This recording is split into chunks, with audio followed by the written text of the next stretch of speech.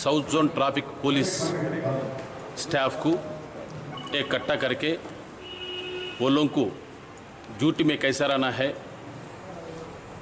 और ड्यूटी में traffic violations हम आवाम के ऊपर जो चेक कर रहे हैं मगर वही वायलेशन हम नहीं करना,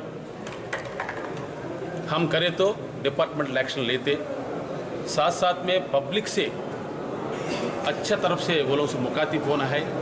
कोई भी पब्लिक को गलत अल्फाज यूज़ नहीं करना और करप्शन नहीं करना, खासकर और रोड पे ड्यूटी करने के टाइम पे पब्लिक सेफ्टी देख लेना बोल के आज सबको हिदायत दी। आज सब जन ये मान लिया है, वो लोग भी ये वादा करें आज से और अच्छा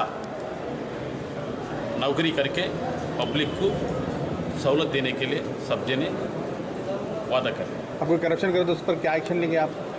करप्शन करे तो होम गार्ड है तो डिसमिस कर रहे हैं, पुलिस कांस्टेबल एबो लोगों को सस्पेंशन करें। आसिफ नगर में जो हुआ साहब उनको क्या करें अभी? उसको अभी तो फिलवक्त हेडक्वार्टर अटैच करें, अब एसीपी को इंक्वायरी करो बोल के बोले, जिससे पैसा लिए उनका स्टेटमेंट भी लेना है, वो स्टेटमेंट लेने के बाद उसको